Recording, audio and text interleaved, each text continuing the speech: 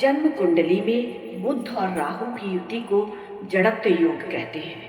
अगर किसी शुभ भाव में अंश बल से मजबूत और शुभ ग्रहों की दृष्टि में ये युति बनता है तो बहुत शुभ प्रभाव देता है जीवन में।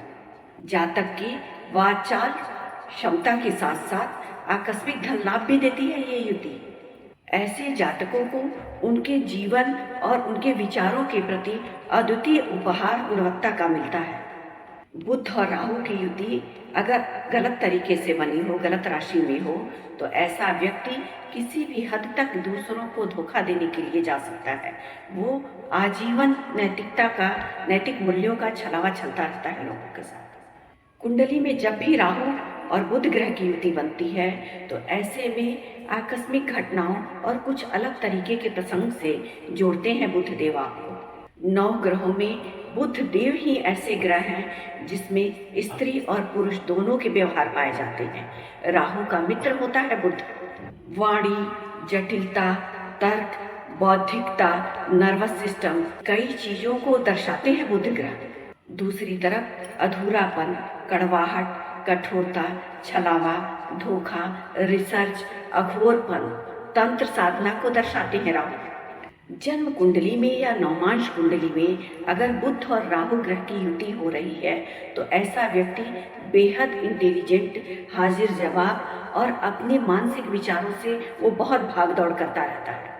ऐसे व्यक्ति ओवर एक्टिव होते हैं, ओवर प्रेजेंटेशन होता है इनका।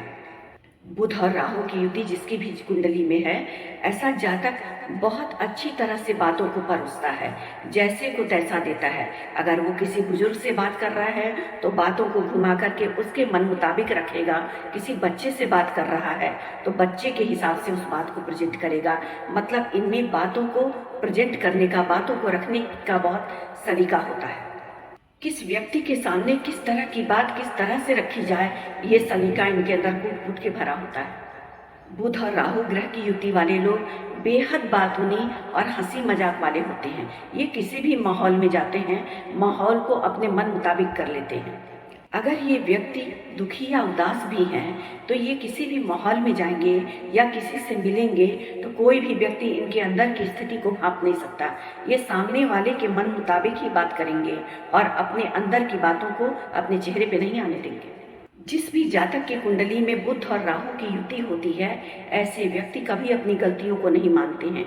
ये बेहद बातूनी होने के कारण अपने निजी रिश्तों में खटास पैदा कर लेते हैं। बहुत सारे लोग तो इनके अति वाचालपन से इनसे दूर भागते हैं।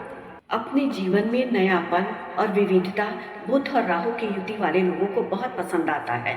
नई बातें, नई चीजें, नए लोग, नया माहौल इनको बहुत आकर्षित करता है। अगर जन्म कुंडली में बुध और राहु की युति अच्छी राशि में, अच्छे भाव में और अच्छे अंश बल के साथ हो, उस पर शुभ ग्रहों की दृष्टि हो, तो ये बहुत ही अच्छा फल देता है।